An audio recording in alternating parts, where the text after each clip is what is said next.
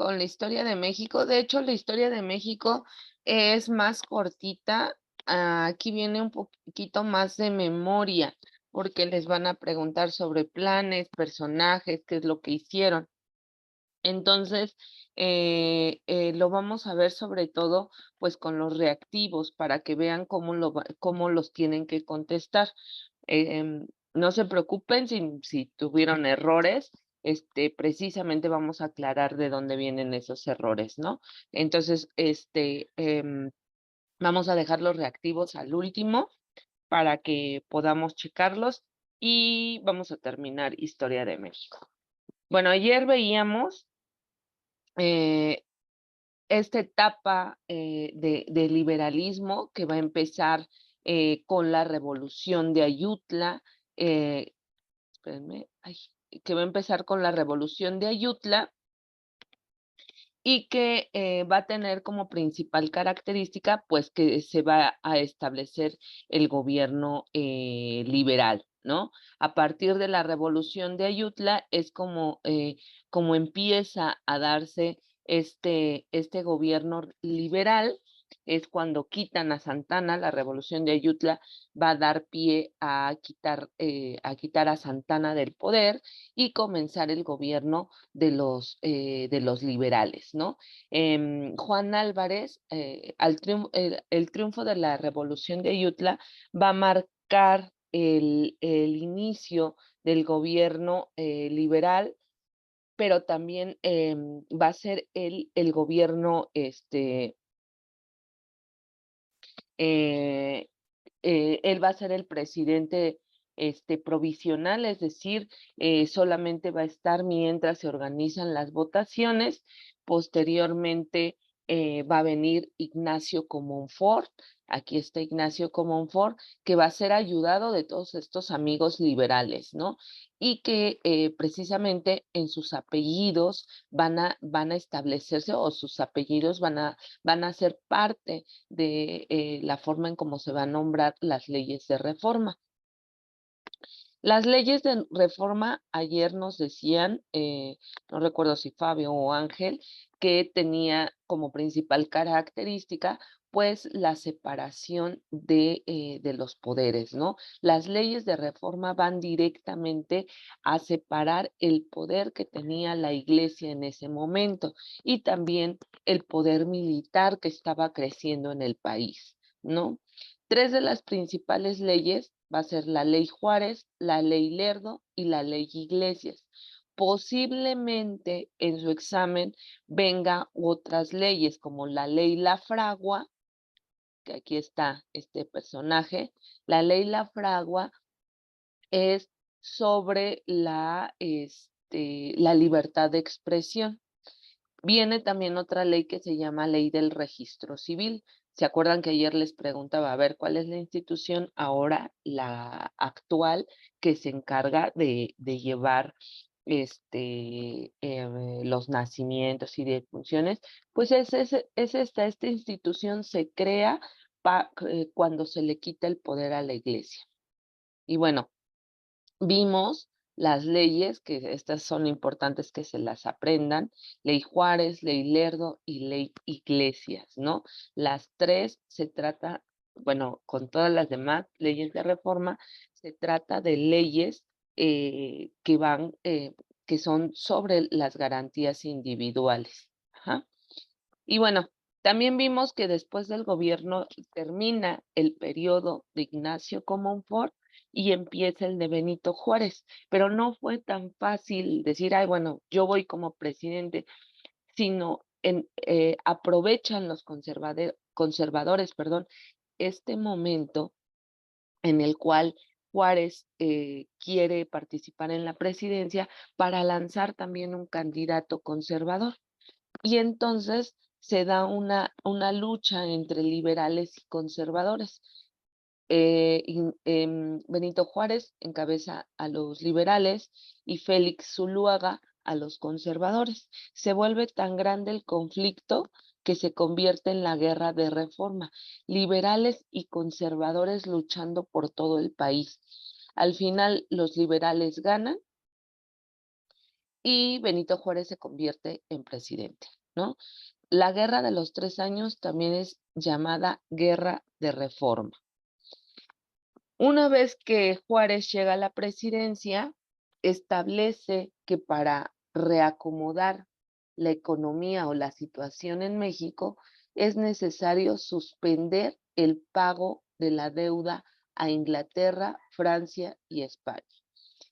Esta decisión va a causar que Francia aproveche ese pretexto para iniciar la guerra contra México. Y a esto le vamos a llamar la segunda intervención francesa, ¿ok? Y que va a dar al final la Revolución Francesa, perdón, la segunda intervención francesa va a tener como consecuencia el gobierno de Maximiliano de Habsburgo. ¿Ok? Esto es lo que vimos ayer rápidamente como repaso. Y bueno, ¿qué es lo que va a pasar después del gobierno de Maximiliano? Pues vamos a tener em, este, a Maximiliano y a Juárez gobernando el país. Ajá. Juárez va a estar al norte. De hecho, va a pedir la ayuda de Estados Unidos para sacar a Maximiliano del poder. Lo toman prisionero, lo fusilan en el Cerro de las Campanas y esto va a llevar al restablecimiento otra vez del gobierno de Juárez. Ajá.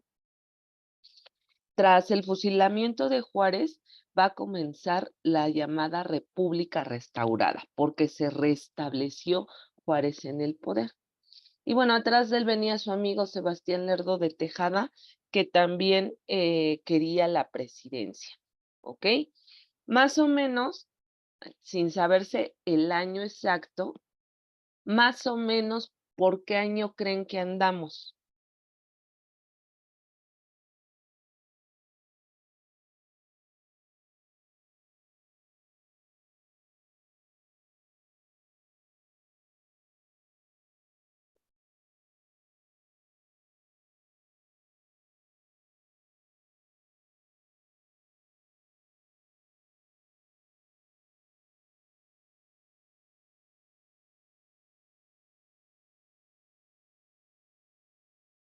Estamos más o menos, acuérdense que las intervenciones francesas perdón, las intervenciones tienen lugar en 1850.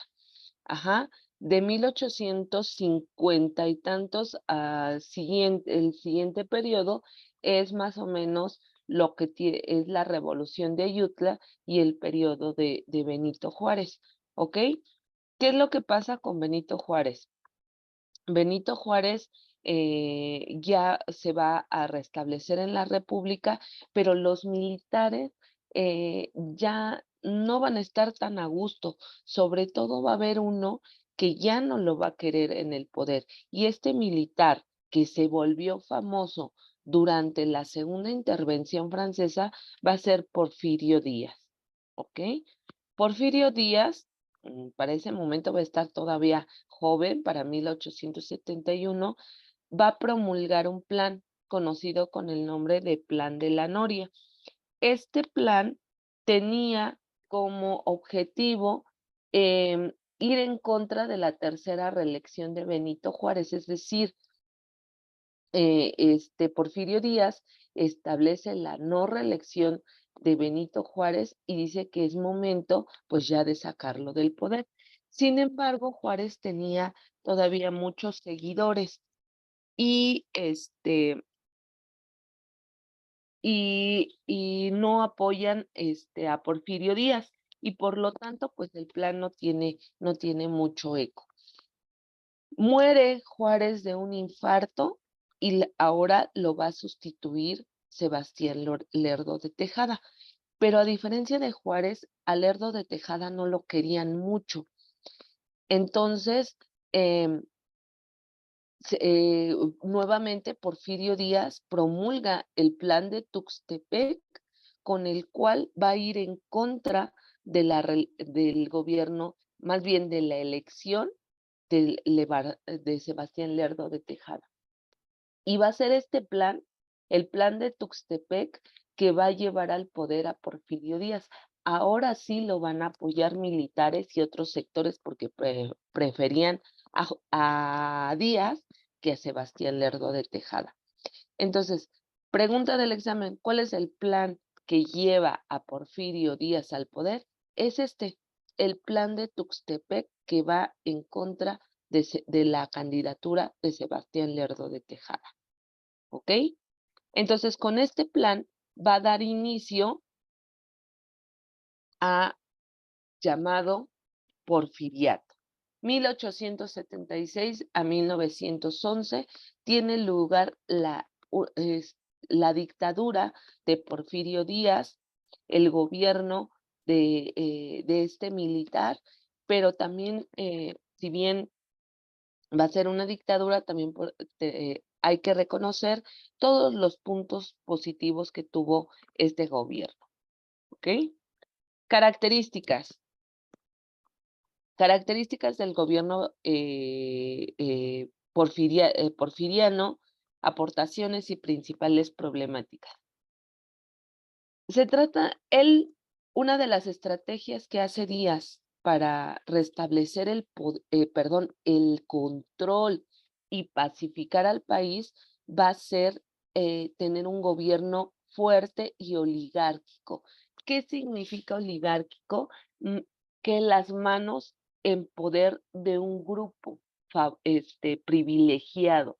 Es decir, para lograr que el país se mantuviera pacífico, lo que hace Díaz es poner a sus amigos, a sus más allegados, en los estados, a gobernar los estados. Entonces, como eran tan amigos, pues no se rebelaban a Porfirio Díaz. A eso se le conoce como un gobierno oligárquico. Sus seguidores van a tener como principal característica eh, las ideas positivistas. Ajá, ya vimos qué es el positivismo, ¿ok? ¿Cuál es la característica del positivismo? Ángel y Vale, que son los que pueden contestar.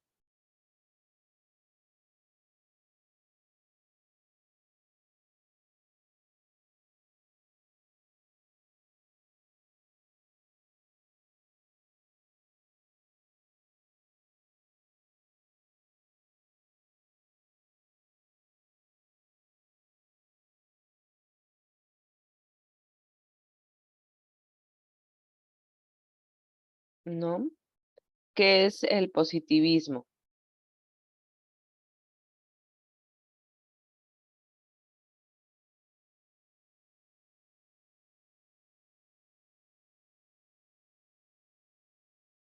Bueno, el positivismo va a ser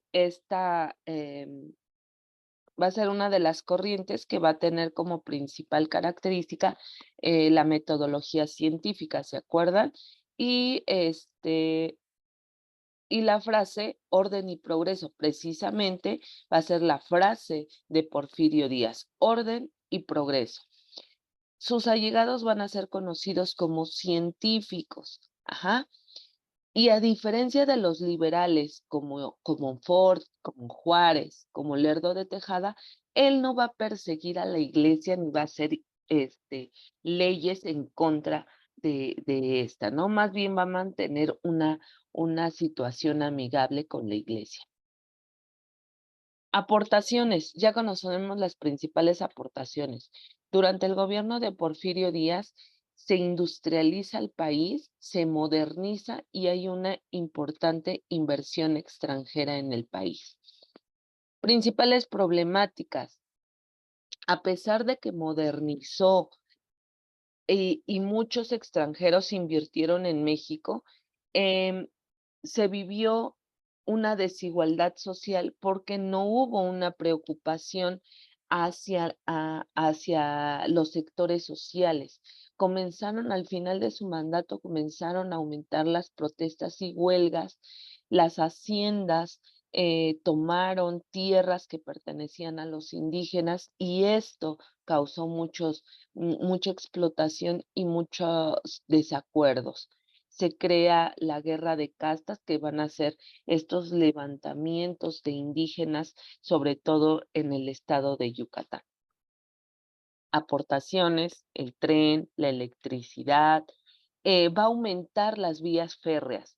No es que Porfirio Díaz fuera el primero en comenzar con las vías ferrocarrileras, ajá, con el ferrocarril. De hecho, es Ignacio Comonfort quien comienza con la primera vía. Ignacio Comonfort manda construir el ferrocarril de la Ciudad de México a Veracruz. Ese fue Ignacio Comonfort. Porfirio Díaz lo que hace es aumentar esas vías, ¿no? Manda el ferrocarril, la construcción del ferrocarril hacia el norte, hacia el centro y hacia el sur del país. Lo que hizo fue aumentar esas vías. Y bueno, les decía, todas estas fueron aportaciones, grandes logros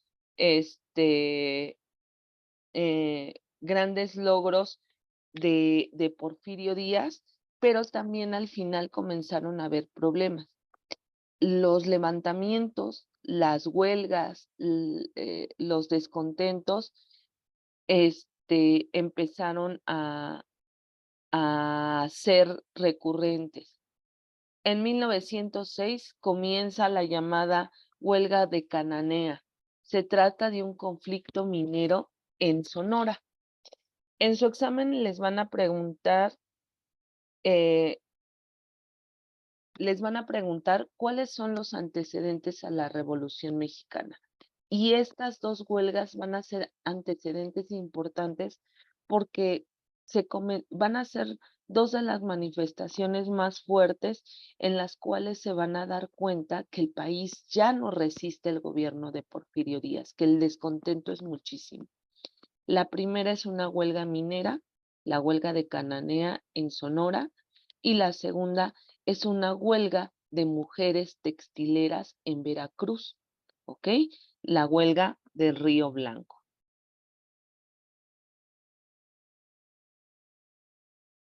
¿ok? Y bueno, después de esto,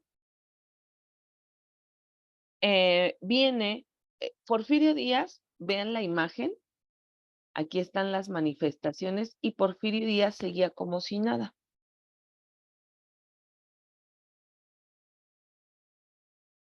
Entonces viene un reportero estadounidense llamado James Krillman y él va a hacerle una entrevista a Porfirio Díaz.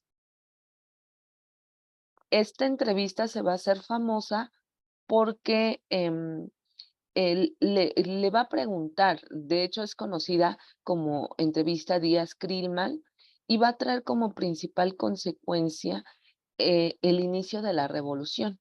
¿Por qué? Porque este periodista va a preguntarle, señor Díaz, ¿por qué no ha dejado el poder? Díaz le contesta que no lo ha dejado porque México lo necesitaba ese crecimiento, esa inversión. James Krillman le dice, bueno, México ya estábamos en 1910, México ya cuenta con toda esa inversión, ya cuenta con una fuerte economía. ¿Usted estaría dispuesto a dejar el poder? Y Díaz contesta que México ya se encontraba listo para ser gobernado por otra persona. Y esas palabras son puestas al otro día en el periódico en primera plana.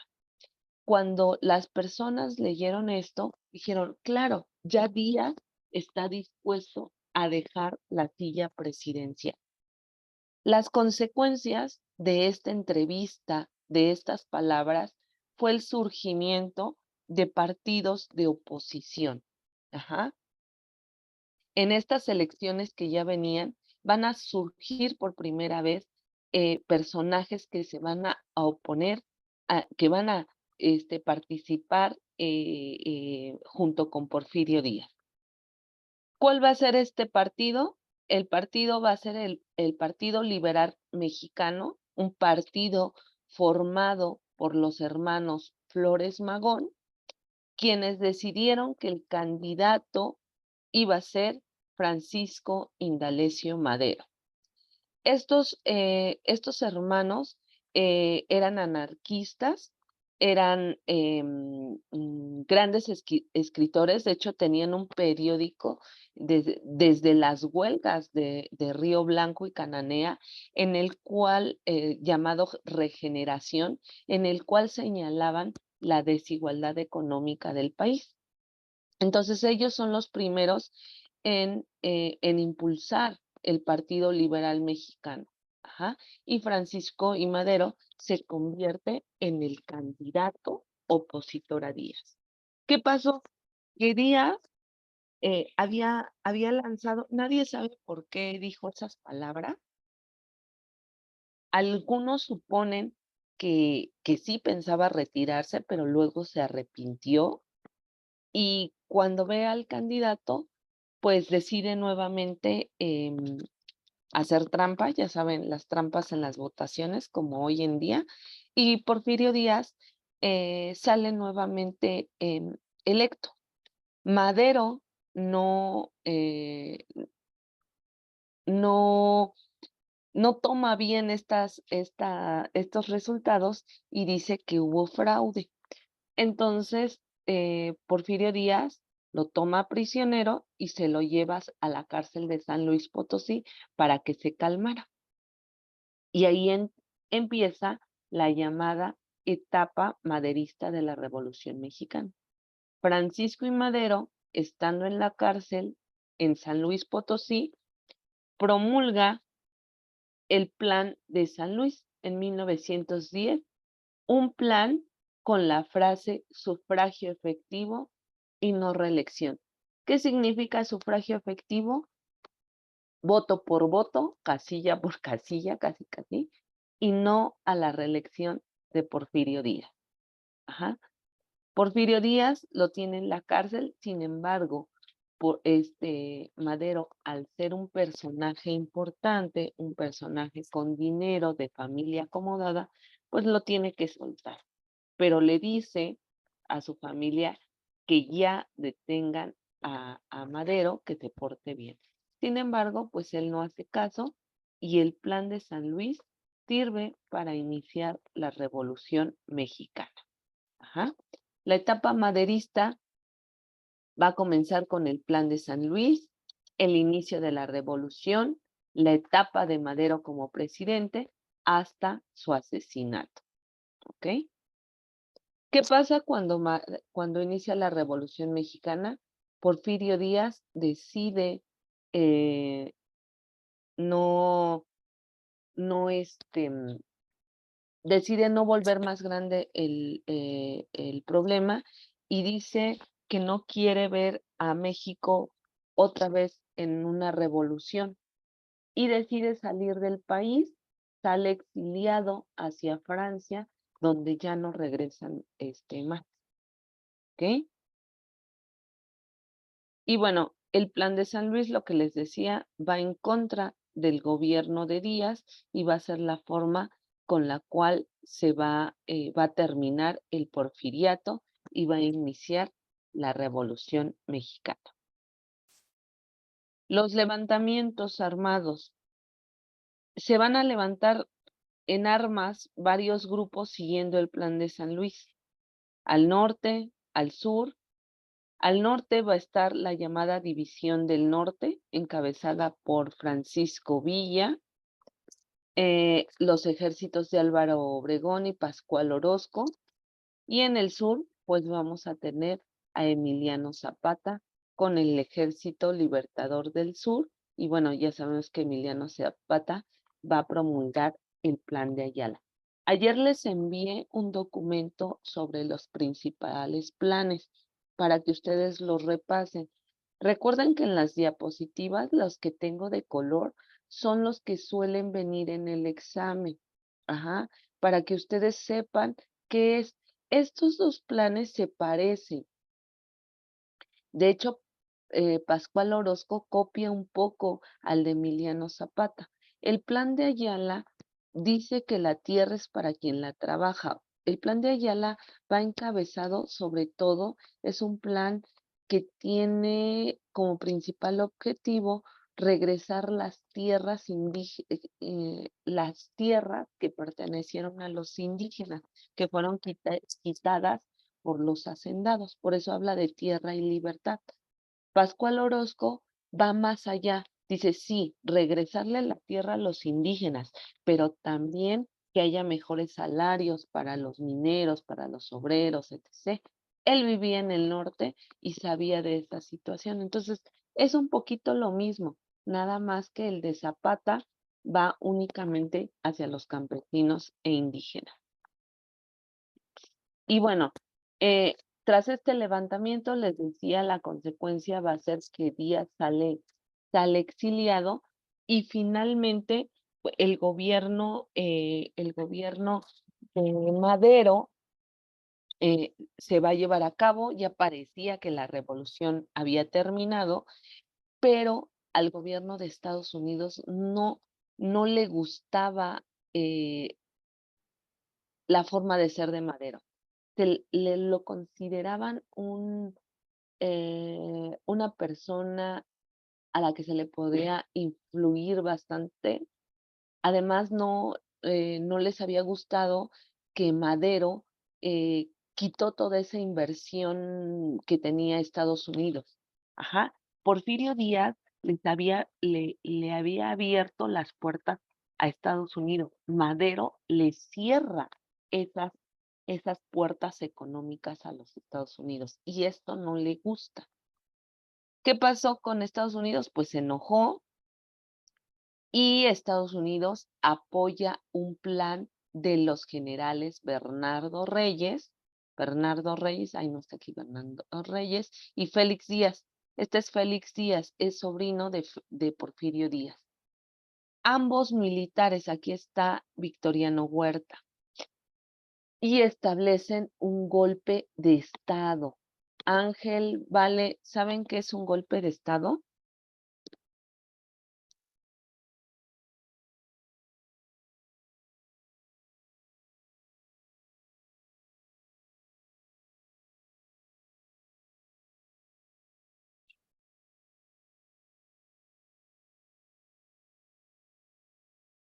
Ángel, Vale, ¿saben qué es un golpe de Estado?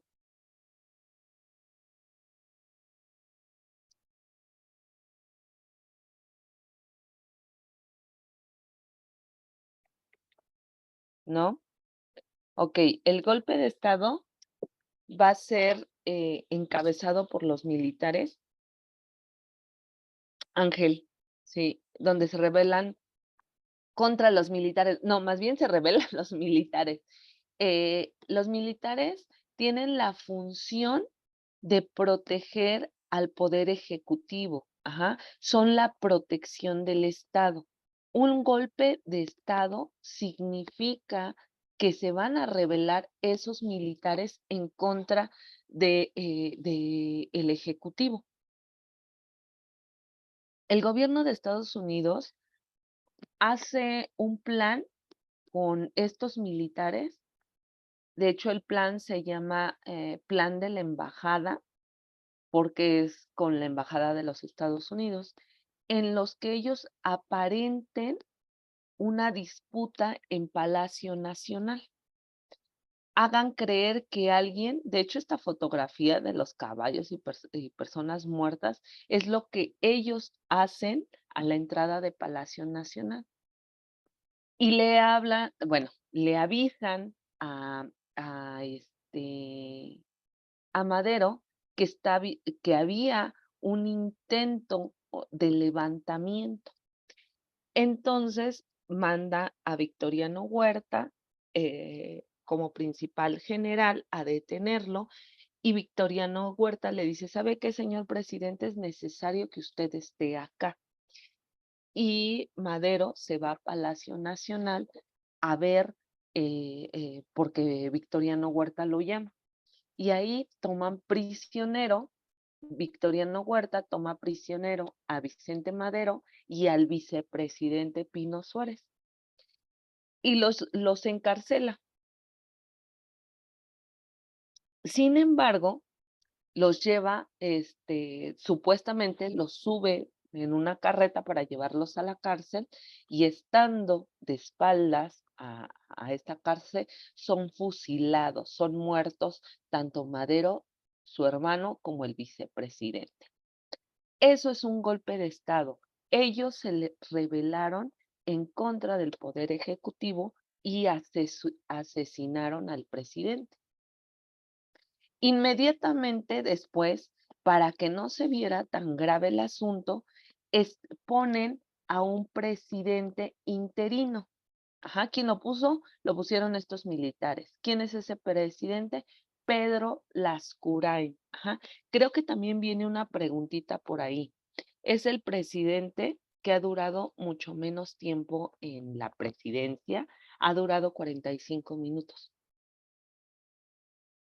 ¿Ok? 45 minutos es su presidencia interina e inmediatamente después entra Victoriano Huerta. Ajá. De hecho, la marcha de la lealtad tiene que ver con esta cuestión de que los militares le van a rendir o le tienen que rendir lealtad al presidente. Por eso hasta la fecha se lleva a cabo la marcha de la lealtad y tiene que ver con esta idea.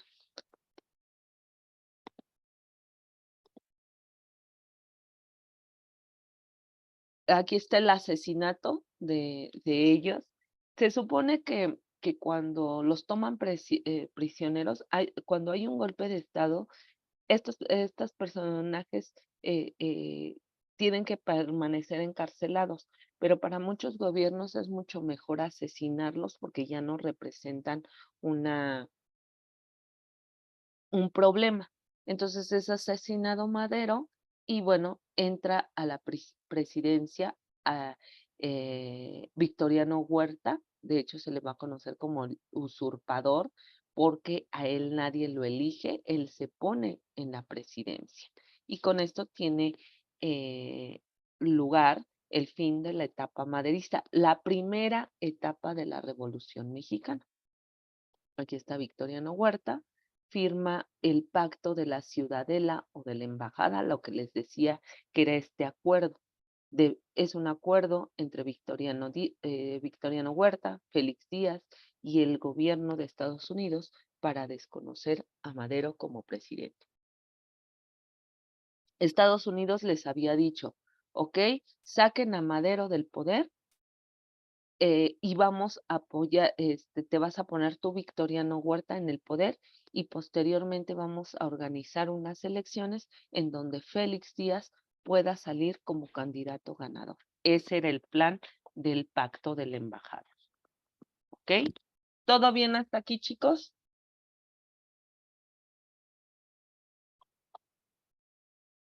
¿Sí? Mucha información. Por eso les decía que la historia de México aquí ya nada más es como sí se tienen que aprender de memoria, pues cuáles son los planes, porque es lo que les van a preguntar, y los personajes, ¿ok? ¿Qué pasa ahora ya está este personaje en el poder, ya está Victoriano Huerta, como presidente? Entonces, nuevamente va a empezar la segunda etapa de la Revolución Mexicana, eh,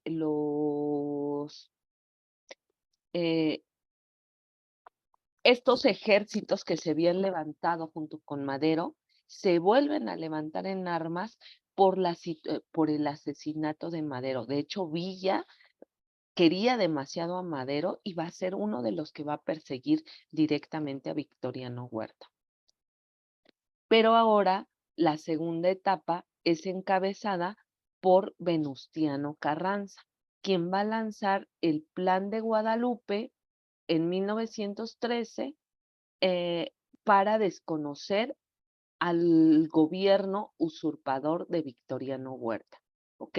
Entonces, cuando él está gobernando, Venustiano Carranza llama nuevamente a la revolución con el Plan de Guadalupe. ¿Quiénes se levantan en armas? Álvaro Obregón, Francisco Villa, Emiliano Zapata, los caudillos de la revolución. ¿Ah? También les preguntan qué es un caudillo. Un caudillo va a ser el líder regional. ¿Por qué el líder regional? Porque estos personajes van a tener mucho poder en su estado. ¿Ah? Van a ser seguidos. De hecho, por ejemplo, Francisco Villa en el norte del país mandó a hacer escuelas, mandó a hacer sus propios billetes, creó leyes. Estos personajes son llamados caudillos de la revolución porque cada uno va a tener cierto poder en su localidad. ¿Ok? La segunda etapa de la revolución se le conoce como constitucionalista, está encabezada por Venustiano Carranza y va a haber dos bandos. Uno encabezado por Carranza, que van a ser un poquito más moderados, van a seguir los cambios a la Constitución. Él va a ser seguidor de la Constitución, va a decir, todo lo que venga en la Constitución se tiene que hacer. Ajá, no podemos salirnos de eso. Y el otro por Álvaro Obregón, quien va a decir que necesita cambios mucho más profundos, hay que ir hacia las garantías de la Revolución Mexicana, tomar los puntos más importantes. Él va a exigir cambios mucho más profundos. ¿Ok? ¿Todo bien hasta aquí? Bien. Entonces vamos a los 5 minutos para que vayan al sanitario y para procesar toda esta información, ¿vale? 5 minutos, chicos, son 8:55. Nos vemos a las 9.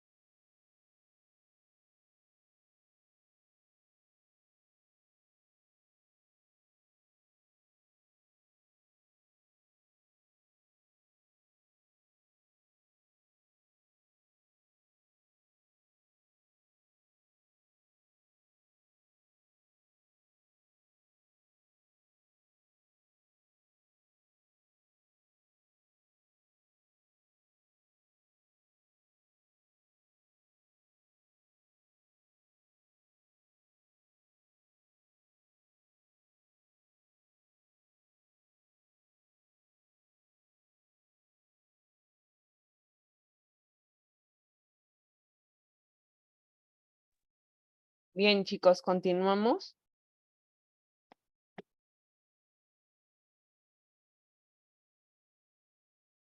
También viene una pregunta sobre esta cuestión de los 2 bandos. Entonces, acuérdense, uno es encabezado por Carranza y el otro por Obregón. Carranza va a ser el más moderado, es el que va a ser seguidor de la Constitución, mientras que Obregón va a ser el más radical, que va, a querer cambios mucho más profundos en esa Constitución. A partir de este momento comienza una etapa de asesinatos dentro de la revolución por el poder, ¿ok? Si voy muy rápido, díganme, mándenme mensaje para, o si tienen alguna duda.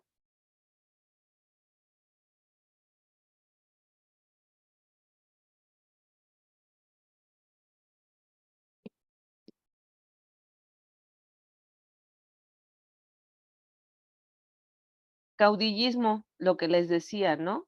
Va a ser este fenómeno político que consiste en el poder o influencia que tiene un líder, en determinadas regiones.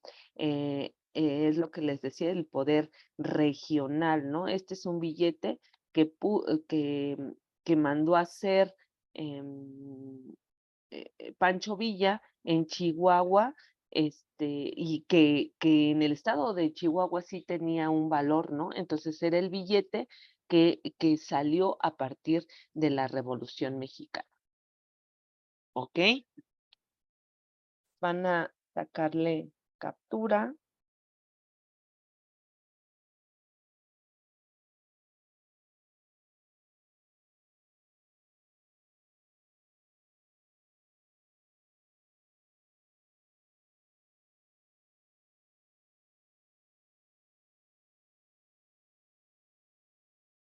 'ya?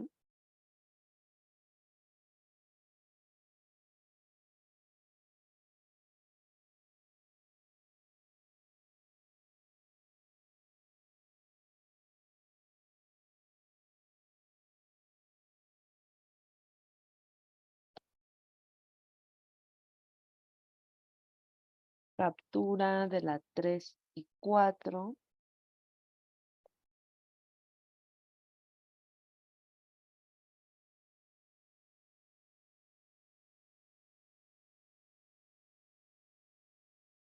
5, 6,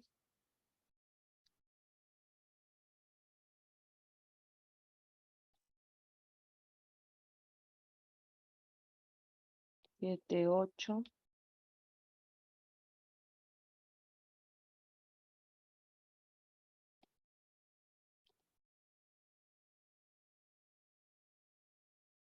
9, 10,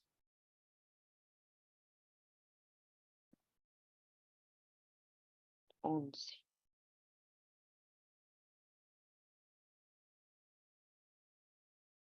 ¿Ok? Vamos, lean la primera. Ángel sí puede contestar, ¿verdad? Vale, también puedes contestar por el chat. Ángel, ¿cuál sería la uno? Ok, vale. A ver, respuestas, perdón, sería de los dos. Ángel y Vale, ¿cuál serían sus respuestas de la uno y de la 2?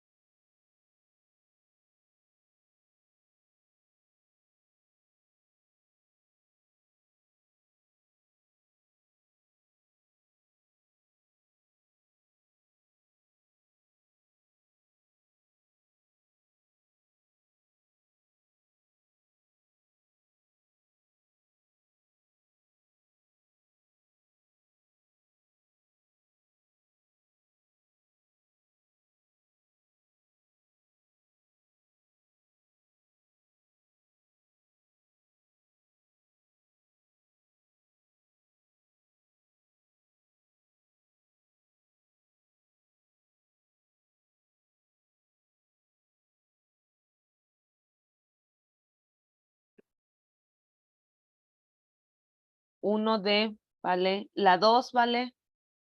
Y Ángel, díganme la respuesta de las dos, tanto 1 como 2.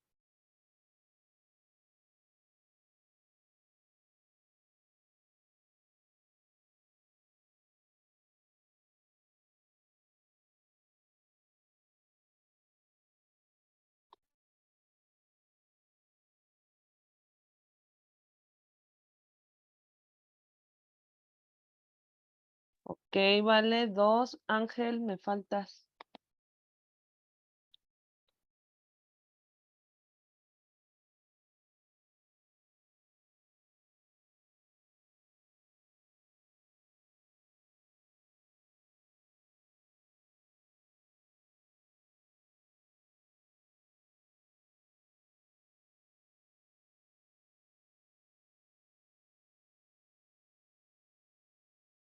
Uno d 2A. Ok, respuestas.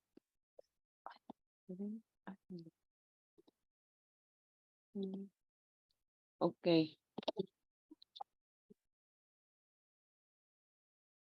respuesta. La Constitución de 1857 consagró los derechos. Ángel, la Constitución del 57 fue hecha durante el gobierno de...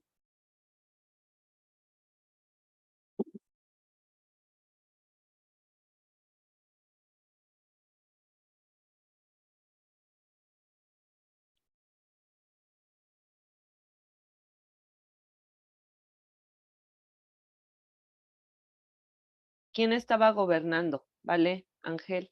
¿Quién estaba gobernando en 1857?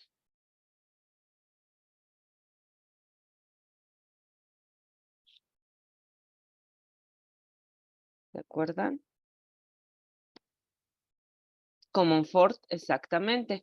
Entonces se trata de, la Constitución del 57 se trata de las leyes de reforma, ¿no? Y estas leyes iban en contra de dos sectores, la iglesia y los militares. Por lo tanto, son derechos individuales, únicamente a individuos de la iglesia y del fuero militar, no para toda la población. Respuesta correcta es D. Bien, movimiento que se opuso al régimen porfirista, manifestando su oposición a través de el periódico llamado Regeneración. Su respuesta 2D, reyismo y 2A. Magonismo, vale, cuidado. Reyes, Bernardo Reyes, ay, Bernardo Reyes es el que está en contra de Madero, es el que se va a unir a Félix Díaz y a Victoriano Huerta, ¿ok? Los Flores Magón, los hermanos Flores Magón, son los creadores del Partido Liberal Mexicano y del periódico Regeneración, que van a ser opositores a Porfirio Díaz, ¿ok? Siguiente. Igual, sus respuestas en el chat, chicos.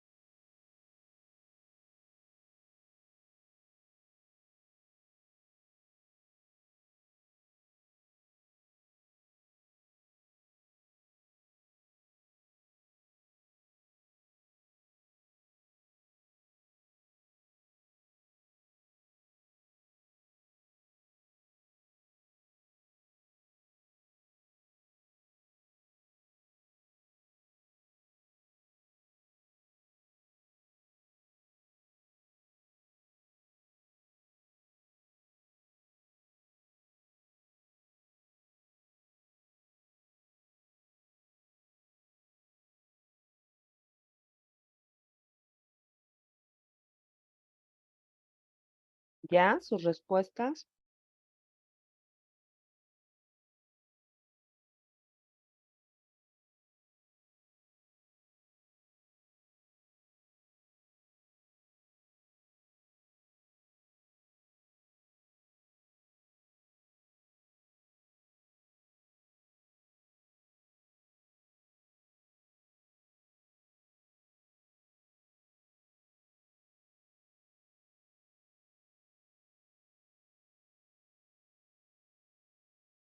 Ángel, ya, vale, faltas.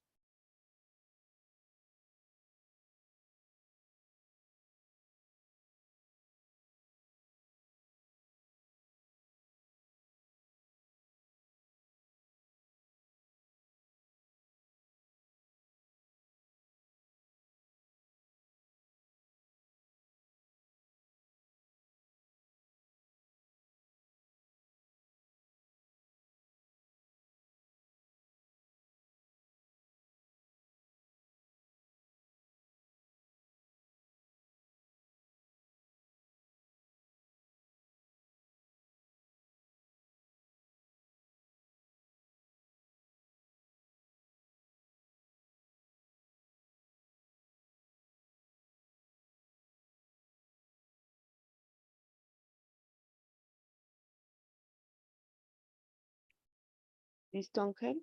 ¿Quién me faltaba? Ah, ya. Ángel y vale. Ok. Otra vez, los dos diferentes en la última. Ok, vamos a ver. El partido antirreeleccionista, el Plan de San Luis y los tratados de Ciudad Juárez se asocian a, ustedes pusieron, D, al movimiento maderista. Ok, ajá, respuesta correcta es la D. El partido antirreeleccionista es el Partido Liberal Mexicano, el que hacen los hermanos Flores Magón, el Plan de San Luis, los tratados de Ciudad Juárez. No se los dije porque aparece nada más así, pero los tratados de Ciudad Juárez es cuando sueltan a Madero de la cárcel de San Luis, él se va a Ciudad Juárez y hace un trato para que lo puedan dejar salir, ¿no? Bueno, ahí hace unos planes para que él pueda pasarse a los Estados Unidos. Se refiere a la etapa maderista. Ajá. Ok, respuesta correcta es D. ¿Cuál fue la primera universidad fundada en la Nueva España? Ok, es el antecedente de la UNAM, de hecho. Ajá. Y al ser en la Nueva España, nos está diciendo que es la época de los españoles. ¿Ok? Entonces, se trató de una universidad religiosa. Por ahí Ángel dice que es la C, Universidad Mexicana de la Nueva España. No, Ángel. eh, Tiene que ser católica, tiene que ser religiosa, porque fue hecha en la época de los españoles, ¿no? Vale, dice la Real y Pontificia Universidad de México. Exacto. Esta es la primera universidad que se hace en el continente americano y va a ser el antecedente a la UNAM, la Real y Pontificia Universidad de México. Respuesta correcta. También viene en el examen, ¿ok? Vamos con la siguiente. 5 y 6. Lo mismo en el chat sus respuestas, chicos.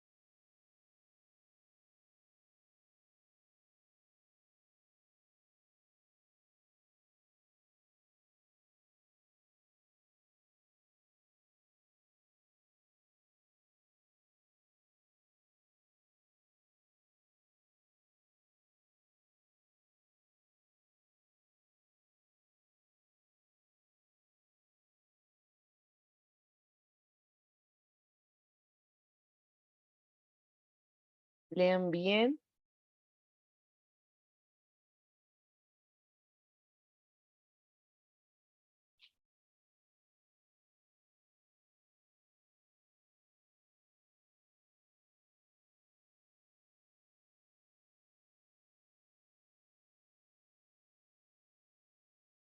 Ah, ajá, vale.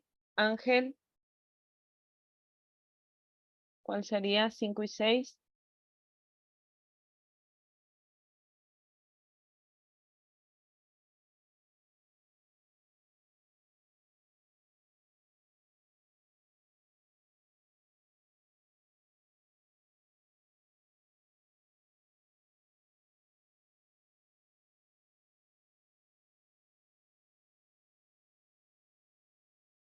Ángel, ok. Ay, ahora sí estuvieran diferentes, ¿no? A ver. Vale, ¿tus respuestas fueron A y C o esas fueron de la... Sí, ¿verdad? Ok, bien. A ver, tras el triunfo obtenido por los liberales durante la Revolución de Ayutla, ¿a quién se nombró presidente interino? Acuérdense, termina la Revolución de Ayutla y ¿quién es el primero en comenzar la presidencia? Ángel, no es Benito Juárez, es Juan Álvarez. ¿Ok? Bien, vale, es Juan Álvarez. Es Juan Álvarez, Ignacio Comonfort, Benito Juárez y Lerdo de Tejada. ¿Ok? ¿Qué bando se vio favorecida su causa mediante la Revolución de Ayutla en 1854? Vale, dijo C y Daniel C. ¿Ok? Los liberales, exactamente. Los liberales son los que triunfan en la Revolución de Ayutla. La causa que provocó la intervención francesa en 1861. ¿Ok? Vamos con 7 y 8, chicos. Lean bien las preguntas y respuestas y en el chat.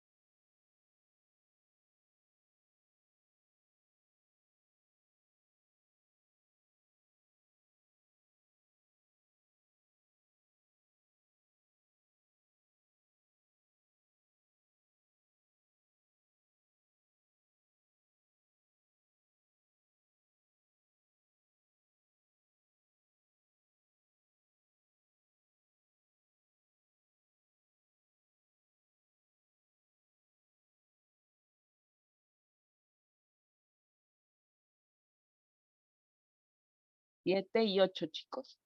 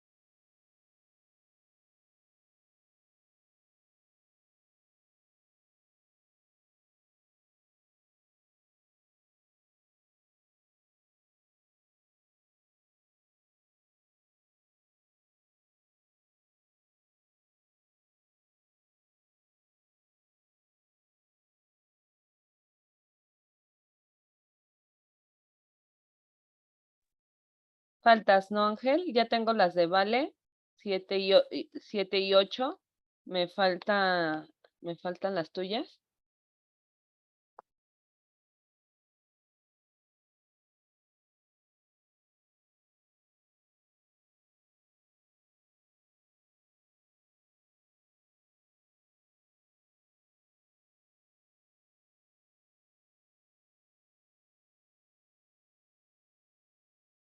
Ok, bien, Ángel, vamos a revisar. La causa que provocó la intervención francesa en 1861, ¿ok? Vale, ¿cuál es esta intervención francesa? ¿La primera o la segunda?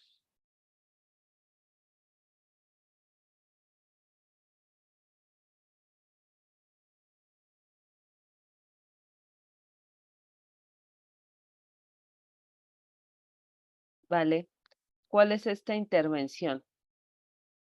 La primera intervención es la Guerra de los Pasteles y la segunda intervención francesa, la segunda, exactamente.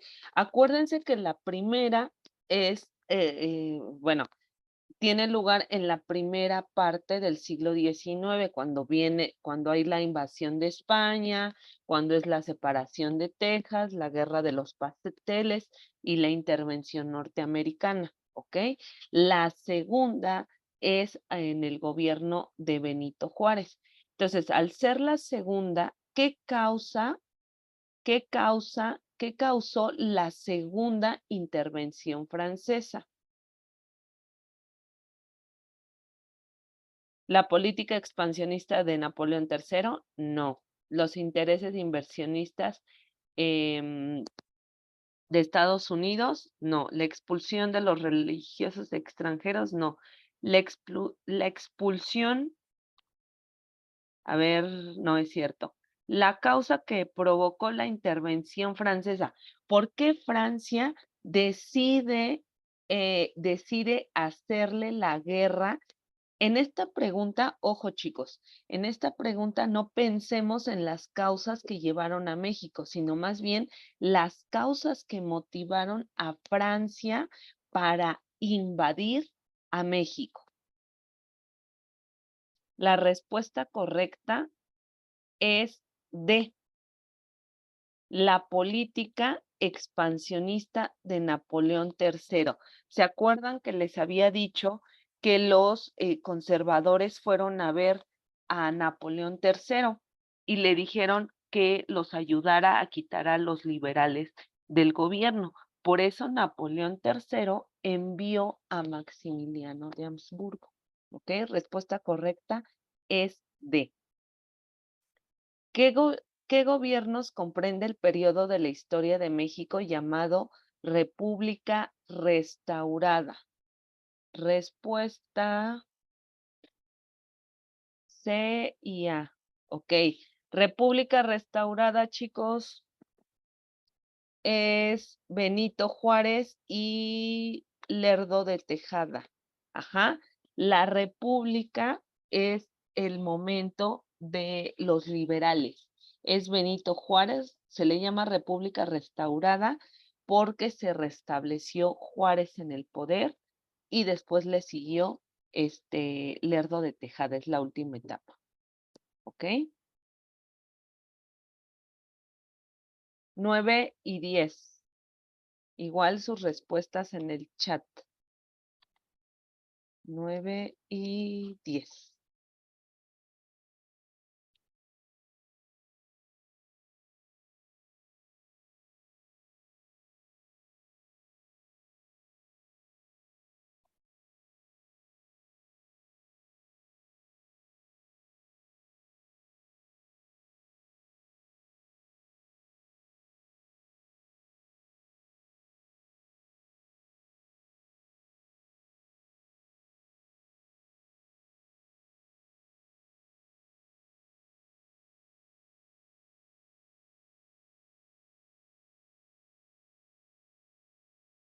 Vean bien y su respuesta.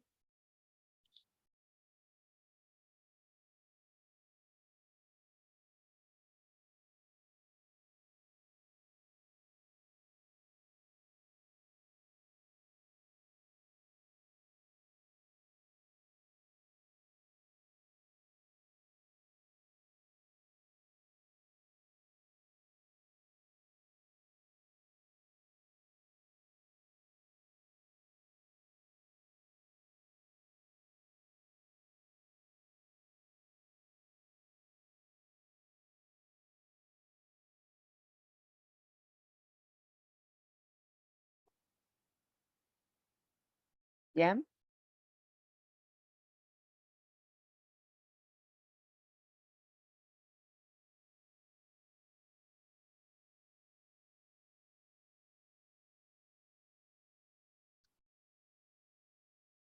Ángel, ya. Vale,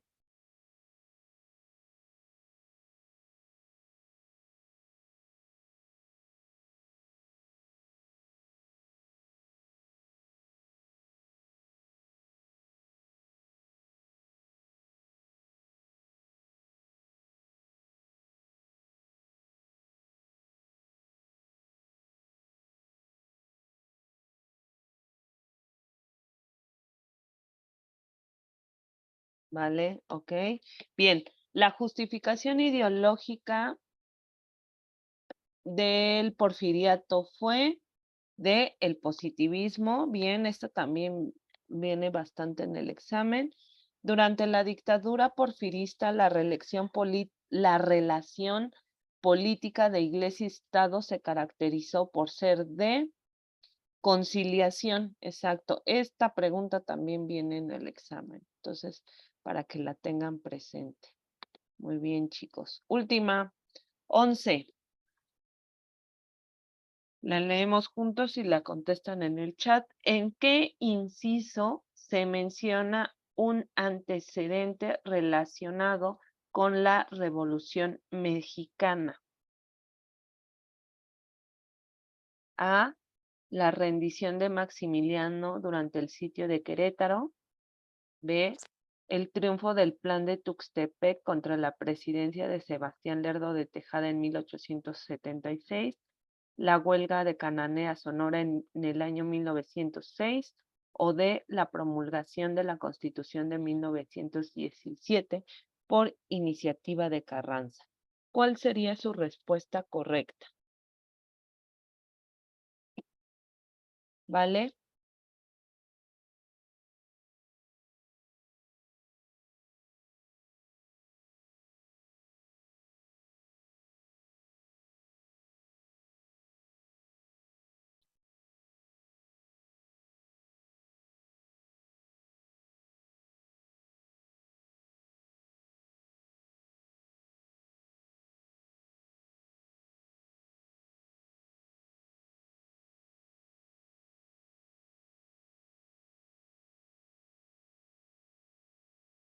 Ok, respuesta correcta. C, la huelga de Cananea Sonora en el año de 1906. La huelga de Cananea y la huelga de Río Blanco son tomados como antecedente de la Revolución Mexicana. Bien, Ángel. Ok, continuamos. Que la última etapa tiene que ver con Venustiano Carranza. Ajá, él va a gobernar de 1914 a 1920. Acuérdense que es gracias al Plan de Guadalupe, el que hace en contra de Victoriano Huerta, el que lleva a Carranza al poder.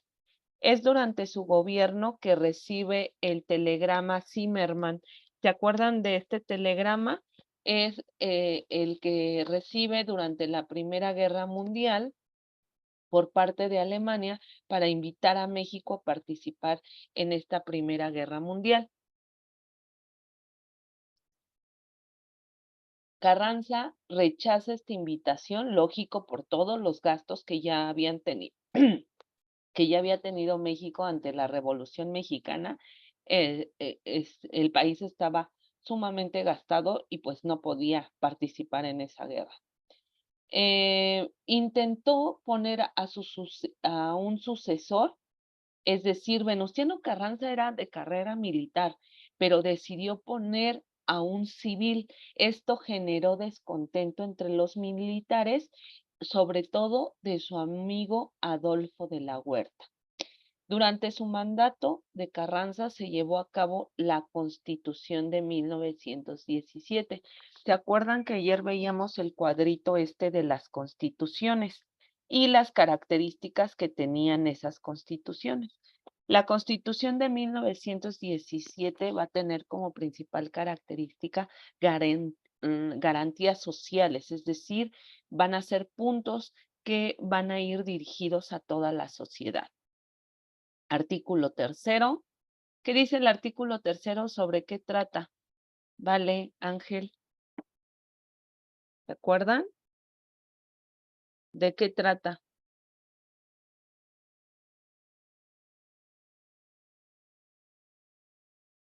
¿Qué dice el artículo tercero?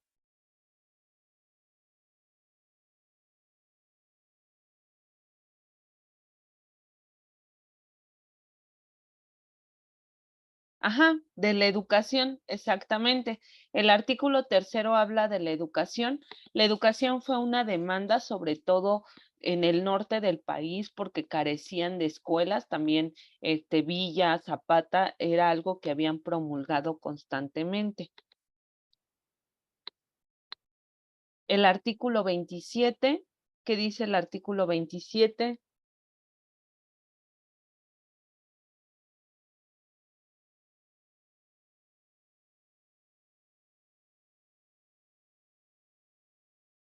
¿De qué trata el artículo 27? ¿Se acuerdan?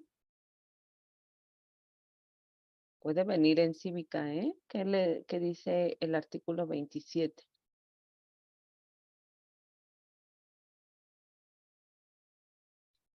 Es el del trabajo, va a establecer las 8 horas de trabajo. Y finalmente el artículo 123 que habla sobre la soberanía nacional, tierras, mares pertenecientes a México. Creo que sí es el 120. No es es el 27, el de las tierras y aguas y propiedad de la nación, y el 123 sobre el trabajo. Sí, Daniel, perdón. Sí, el 27 sobre la propiedad de las tierras y el 123 es sobre el trabajo, sobre las 8 horas del trabajo. Gracias. ¿Ok?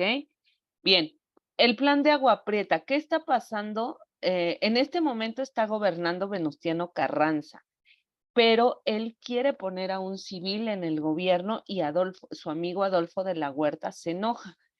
Entonces, cuando llega el tiempo de las elecciones, van a querer quitar a Carranza y se establece el plan de Agua Prieta, encabezado por Adolfo de la Huerta y el general Plutarco Elías Calles. Este plan desconoce la presidencia de Carranza, por lo cual Carranza tiene que salir huyendo del país, bueno, perdón, de la Ciudad de México porque hay otro levantamiento armado y ¿qué creen? Carranza es alcanzado en Puebla y es asesinado. El plan de Agua Prieta entonces va en contra del presidente Carranza, quien es asesinado. Por eso les decía que este momento es de asesinatos. Se establece un gobierno interino o provisional. Ya vimos qué es esto. Tras el asesinato de Carranza, entra a la presidencia provisional Adolfo de la Huerta. Ajá. Él empieza a pacificar el país, es decir, como Villa y Zapata no se querían rendir, entonces los obliga a deponer las armas, ¿no? Es el momento en que son asesinados dos de los caudillos más radicales de la revolución. Detuvo a Félix Díaz, quien también se andaba armando en el país, y después de Adolfo de la Huerta, es nombrado presidente Álvaro Obregón, ¿ok? Álvaro Obregón tiene la presidencia de 1920 a 1924. Estos presidentes y las cosas que hicieron vienen en el documento que les envié ayer, ¿ok? Entonces es importante que repasen cuáles son las acciones más importantes en su gobierno porque se los van a preguntar. Ajá. Durante el gobierno de Álvaro Obregón se crea la SEP, pregunta de examen, se crea la SEP, se firman los tratados de Bucareli y empieza la creación de murales públicos, ¿no? Esta etapa de Diego Rivera, etc. Álvaro Obregón es asesinado, estando en la presidencia, es asesinado en manos de un fanático religioso en la Ciudad de México. ¿Por qué? Porque Álvaro Obregón comienza a establecer unas leyes en contra de la iglesia, sobre todo de su participación en la vida política, y esto le va a costar la vida. Para este momento, es asesinado Álvaro Obregón y empieza la presidencia de su gran amigo Plutarco Elías Calles y por lo tanto del llamado Maximato. ¿Ok? Maximato. ¿Qué es el Maximato? El Maximato es el gobierno establecido por Plutarco Elías Calles. Se le llama Maximato porque él es llamado jefe máximo. ¿Cuáles son sus características o por qué es jefe máximo? Porque él va a estar en la presidencia. Vean cómo todavía las presidencias no son de 6 años, son de 2. Ajá. Plutarco Elías Calles va a estar en la presidencia en 1926 a 1928. ¿Ok? Durante este periodo se va a caracterizar porque él se va a volver el jefe máximo. ¿Qué significa jefe máximo? Para evitar lo que había pasado de asesinatos de los presidentes anteriores, él decide llevar a cabo una estrategia, crear un partido único en el cual se eligiera al próximo presidente para evitar estos asesinatos. Entonces, Plutarco Elías Calles se pone como el jefe máximo y, y nombra a los siguientes candidatos: Emilio Portes Gil, Pascual Ortiz Rubio y Abelardo Rodríguez. 3 presidentes que va a poner este personaje, el jefe máximo. No solamente los puso en la presidencia, sino ellos hacían lo que Plutarco Elías Calles decía. Realmente no fueron autónomos, ¿ok? Termina la presidencia de Plutarco Elías Calles y se establece, viene la presidencia de Emilio Portes Gil. Durante su presidencia se funda ese partido único que había sido, sí, creado por Calles, pero que se funda ya activamente hasta la presidencia de Emilio Portes Gil y se va a llamar Partido Nacional Revolucionario. ¿Ok? Partido Nacional Revolucionario. Le va a poner,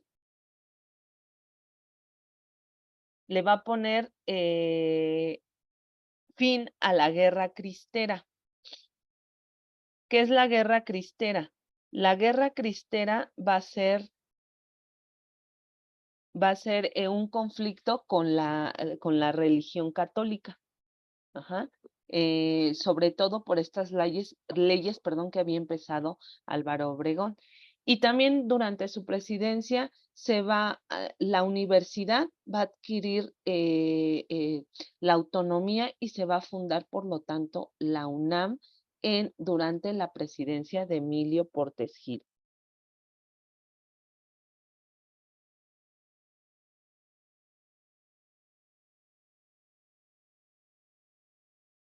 ¿Ok?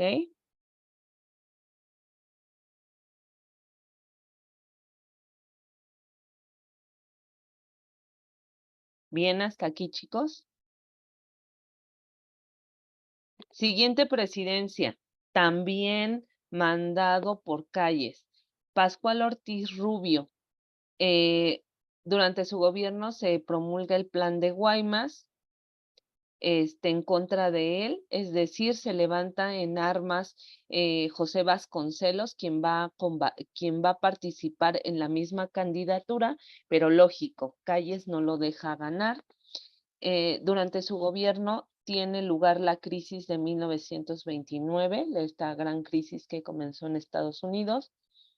Se redacta la doctrina Estrada. ¿Qué es la doctrina Estrada? Es un documento en el que dice que México no debe de juzgar ni para bien ni para mal el gobierno de otras naciones. Esta doctrina Estrada sigue vigente, por lo cual México no puede intervenir en problemas de Cuba, Ucrania, Rusia, etc. México se mantiene totalmente neutral ante problemas en el extranjero. Y se promulga la Ley del Trabajo y Crédito Agrícola. Se dice que la presión de Calles era tanta sobre él que decidió mejor renunciar a la presidencia. Después viene el periodo de Abelardo Rodríguez, ajá, que estuvo muy influenciado, es el que más caso le hacía a Calles, pero durante su gobierno el punto importante es que se establece el salario mínimo, ¿ok? Queda claro por qué se le llama maximato.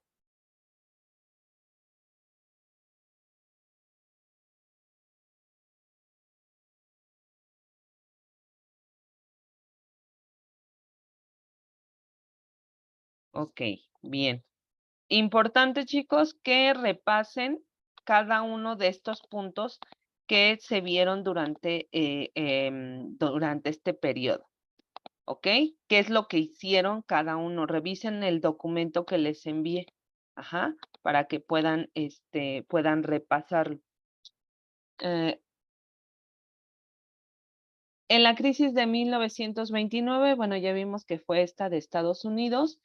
em, va a tener lugar la primera,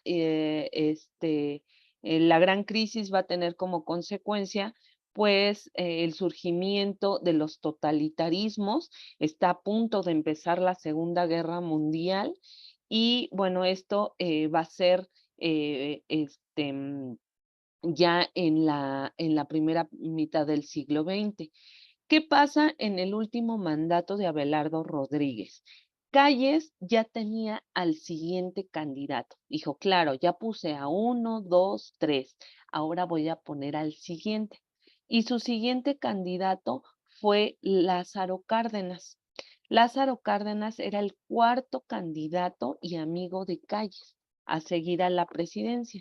Sin embargo, Cárdenas fue más listo y decidió romper totalmente con el maximato y envía a Calles al extranjero como ministro del Exterior y estando allá rompe totalmente con él, lo sacó del país y le pone fin al maximato.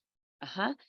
Inicia el presidencialismo, es decir, fortalece al poder ejecutivo, al papel del presidente.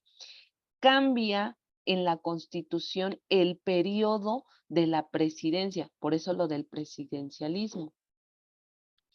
Él va a trabajar, él venía ya influenciado con las ideas del socialismo. Ajá. A pesar de que México no se hizo socialista, ya traía estas ideas y empieza a trabajar con tres sectores: obreros, campesinos y el ejército. También él había sido general, tenía carrera militar. Cambia la educación a socialista, lo que les decía, ¿no? Únicamente la educación, la economía no va a ser socialista, pero la educación sí se va a ver influenciada por el socialismo. Rompe con el maximato y establece el plan sexenal, el plan a 6 años. Va a fundar el Instituto Politécnico Nacional como esta escuela donde van a surgir los profesionistas dedicados a la técnica. El país necesitaba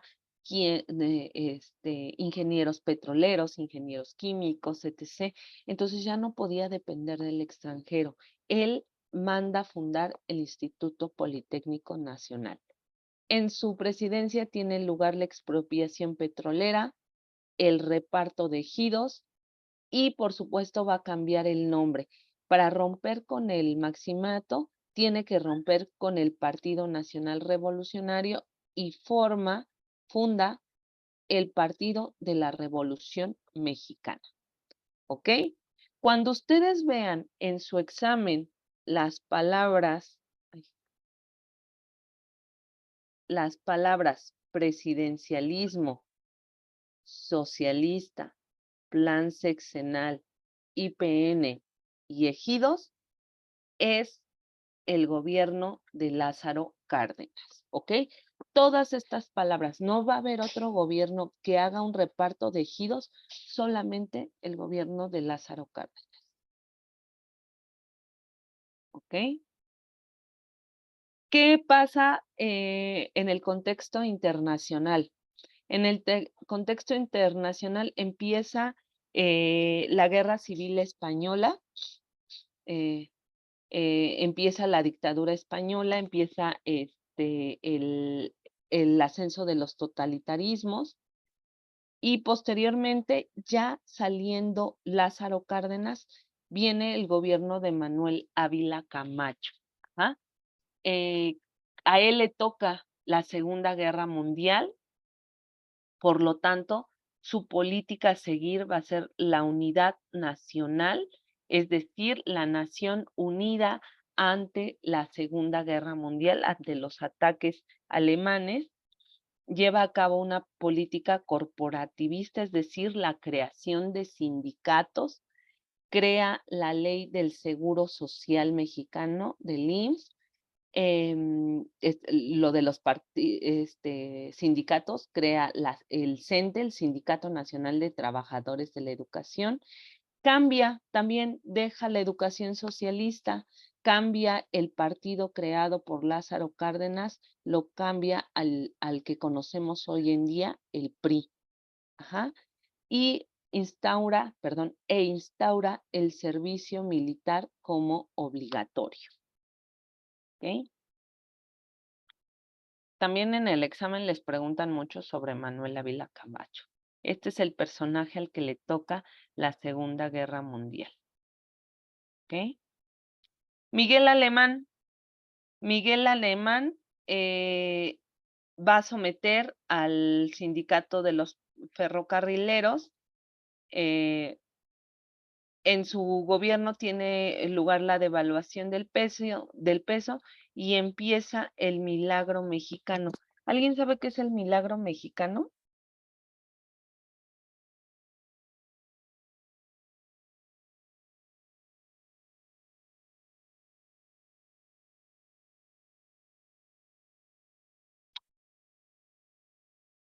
¿Sí se acuerdan?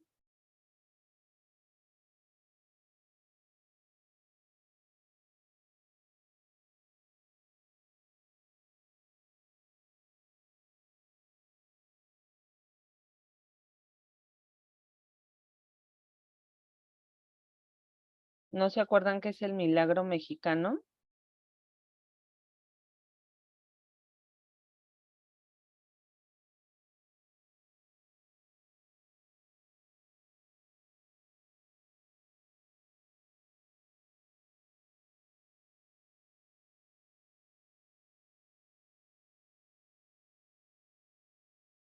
¿No? Bueno, de todos modos lo vamos a ver. El milagro mexicano tiene que ver con el crecimiento económico de México, ¿ok? Cuando gracias al petróleo la economía mexicana se va a ir para arriba, ¿ok? Bien, chicos, pues vamos a dejarle hasta aquí. Ajá. Y tienen sus 20 minutos para ir a almorzar. Nos vemos a las 10:20. ¿Les parece? Ok. Mientras procesamos toda la información y regresamos con los reactivos, ¿no? Ya terminando un poquito esto de los presidentes. ¿Vale? 10:20, chicos.